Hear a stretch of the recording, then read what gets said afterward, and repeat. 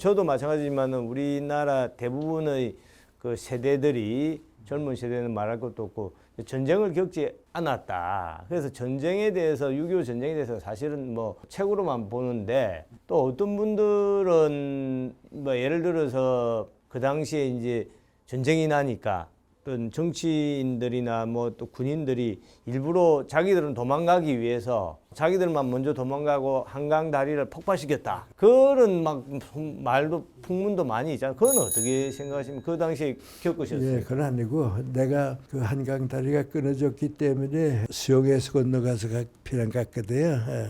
이걸 끊어야 공산군이 넘어가지를 못하겠으니까 그거 막은 거지 못 가긴 그건 아니에요. 이승만 정부를 빌어나기 위한 거지 그건 아니에요. 이승만 대통령을 비롯해서 뭐 정치인이든 하여튼 이승만 정부가 자기들 도망가고 한강다리를 폭파시켰다. 이거는 아니네요. 그건 이승만 정부를 빌어나기 위해서 만든 건 아니고. 예. 뭐 이승만 대통령에 대해서는 혹시 어떻게 나는 보십니까? 이승만 대통령의 애국심하고 자유민주주의의 문을 열어준 거하고는 그분의 덕택이고요. 옆에 사람을 잘못 뒀기 때문에 비서들 때문에 마지막에는 자기 판단을 못했어요. 그때 연세가 이미 뭐 80, 90 되셨을 때죠. 그보다도 이제 너무 애국생을 하고 있어 자피 옆에 사람들이 충성스러우니까 그것만 느끼고 밖을 몰랐어요. 이제 예를 들어 말하면요, 이승만 박사가 대통령 처음 되고서요, 장관들은요, 다 훌륭한 사람 썼어요. 이제 이 사람들이 이승만 대통령하고 함께 일하려고 생각을 쭉 해보니까 말이죠, 이승만 대통령이 자꾸 그 비서하고만 그리고 안 되거든요. 그래서 그 비서들이 망친 거죠. 예. 그 이제 결국에 차단이 되지 않습니까? 대통령 어떤 비서들이 딱 차단을 해버리니까 소통이 또 안 되고. 그거 보면 이제 뭐 보면 알 수 있는 거 아니 사이구가 나니까 이 박사가 고립됐거든요. 그래서 너무 답답하니까 누구 좀 나한테 와서 얘기해 줄 사람이 없겠냐 그 말이죠. 그러니까 비서들이 그때야 허종 선생 모실게 그래 만나서 이 박사 좀 나무랐다고요. 아니 내가 이렇게까지 되는데 왜 한 번도 얘기 안 해줬냐. 그랬더니 허정 씨가 뭐라 했는 거 아니 몇 번 왔다고 비서들한테 문전박대 당하고서 만나지도 못하고 갔다고. 그때야 비로소 깨달았죠. 예. 그러니까 이 박사의 4.19 때 발표만 안 했으면 청와대까지 가서 이 박사가 뭐 위험하거나 그건 아니었거든요. 발표한 그 자체가 잘못이죠. 그것만 안 했으면 하와이 망명 안 해도 되죠. 나중에 근데 이승만 대통령 이제 하와이에서 서거를 했지 않습니까? 돌아가셔서 유해가 한국으로 고국으로 봉환이 되어서 여기서 장례식을 했지 않습니까? 근데 그 장례식이 보니까 국장이나 뭐 국민장 이런 것이 아니고 가족장이더라고요. 그런데도 사람이 막 인산인해를 이루는데 그거는 왜 그렇습니까? 그래도 그 당시에 국민들이 존경을 한 겁니까? 그렇죠. 예. 저렇게 사랑하던 나라에 200여 명을 죽고 났으니까 저거 자기가 어떻게 설 수 있나 그랬거든요. 돌이킬 수 없는 실수를 했죠.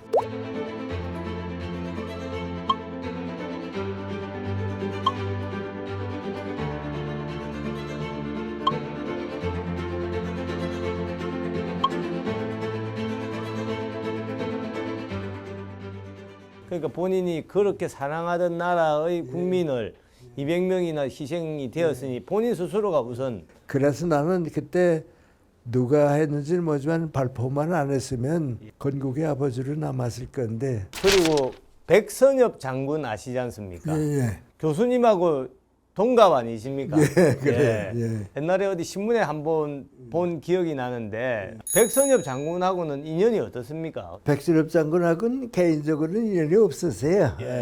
그 6.25 전쟁 때 부산 편에 가 있으니까 항상 이제 정일권 장관하고 백선엽 장군하고는 관심은 가지고 있죠. 그러면 조선일보, 동아일보가 다 1920년에 출발했거든요. 조선일보가 백준을 맞이하면서 가만 보니까 나하고 백선엽 장군이 다 동갑이거든요.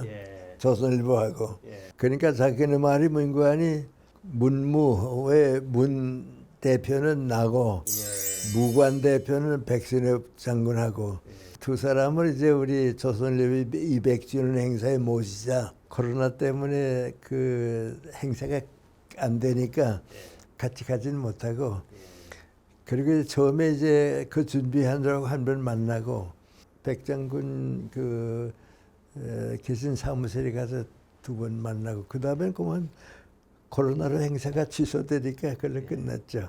6.25 전쟁을 겪고 이럴 때 또 그 이후에 백선엽 장군이 뭐 가장 우리나라를 지킨 이제 장군이다 이렇게 알려져 있지 않습니까? 교수님이 보기에는 그 백선엽 장군이란 분은 진짜 6.25 때 나라를 지킨 그런 분으로 생각을 하십니까? 그렇죠. 예. 만나서 이제 쭉 보니까 말이죠. 고향이 같고요. 예. 백수면 처음 만나서 무슨 얘기하다가 내가 고향이 강서부군 아니냐 그랬더니 깜짝 놀라면서 어떻게 아냐 그래요. 나도 강서 옆에 살았다고 그랬더니 그럼 강서 약수터에 왔다 갔냐 그래요. 그래서 두 번 갔다 그랬더니 난 그 약수터 부근에 밤낮 다녔다고 뭐 이제 그래요. 그런데 그 당시 이제 일제시대 보면요. 우리 같은 나이 사람 가운데 제일 이제 공부도 잘하고 우수한 사람들은 사범학교를 갔어요. 박정희 대통령도 사범학교 갔으니까. 그래서 사범학교 가면 월사금 안 내고 공짜로 공부하고 졸업하면 초등학교 선생이 되거든요. 그러니까 그때 초등학교 선생 된다 하면 그 대단한 일이죠. 그 백선엽 장군이 공부를 그렇게 잘했을 거예요. 우리는 그거 못했거든요. 내가 보기엔 뭔가 이렇게 넓게 잘하지는 못하신 분이고 하고 이제 만주 가서 군관학교 가고 뭐 그러면서 이제 군인답게 집중력 그거에 이제 대단히 강했던 것 같아요. 예. 그 백선엽 교수님하고 딱 동갑이시니까 지금 또 우리 사회의 어떤 분들은 백선엽 장군이 6.25 때 공산군에 맞서서 나라를 지킨 거는 인정하지만 20살, 21살 뭐 그 무렵에 그 일본군 그걸 잠시 한 1년인가 2년 했지 않습니까? 그러고 해방을 맞았지 않습니까? 그래서 친일파다. 이렇게 이제 또 주장하는 분들이 많이 계신데 거기에 대해서는 어떻게 생각하십니까? 그 얘기가 좀 어디서부터 시작할지 모르겠는데요. 우리가 하나 역사적으로 다 알고서 판단해야 할 게 있는데 대한민국은 그때 유엔에서 인정받고 세계가 인정받는 한국의 유일한 정부로 출발했거든요. 그러니까 한반도가 다 대한민국의 영토고 북한 동포도 대한민국의 국민이 됐거든요. 근데 북한이 이제 정권을 만들면서 가만 보니까 대한민국의 유일한 정부가 됐는데 그럼 우리는 명목이 없지 않냐? 정권 만들 명목이 없지 않냐? 그래서 만든 명목이 뭔가 하니 대한민국은 이승만 박사가 친일파와 더불어 만든 정부이기 때문에 민족 전통이 없다. 차라리 그럴 바에는 상해 임시정부는 전통이 있지만 이건 전통이 없다. 그럼 우리 북한은 어떻게 되냐? 우리는 친일파가 없고 민족 전통이니까 우리가 더 정통이다 말이죠.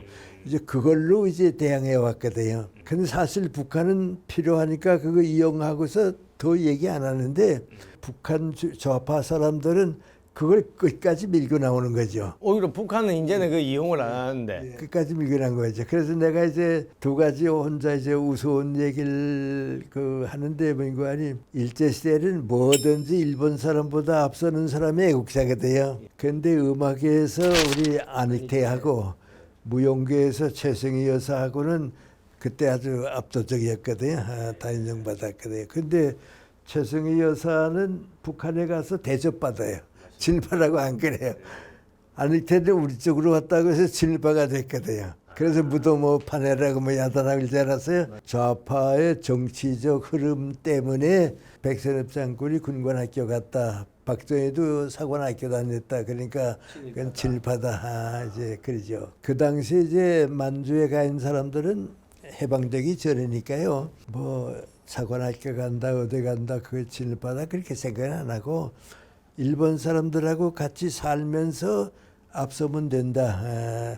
이제 그 생각이 좀 강했죠. 오히려 그 일본하고 일본 사람들하고 같은 뭐 군관학교다, 사관학교다, 또 뭐 음악이든 뭐 무용이든 경쟁을 해서 자기가 더 나은 것이 예국하는 길이다. 근데 이제 예를 들어 말하면 그렇게 판단하면 나는 친일파가 뭐 아니죠. 왜냐하면 또 어려서 자랄 때부터 이제 일제비대 그리고 자라고 그랬으니까 그 학도병 문제도 이제 거부하고 있으니까 내가 생각해도 그 마음 하나 보내지 친일파다 아니다 뭐 그거 생각은 안 하고 살았거든요. 예.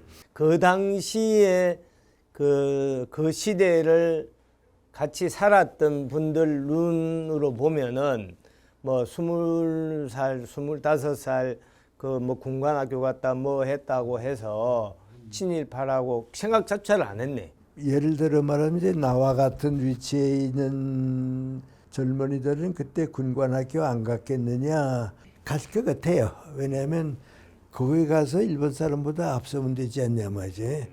그때는 그게 친일파라고 생각은 안 하고 우리가 갈 수 있는 길이 그것밖에 없으니까 가고 이제 그랬죠.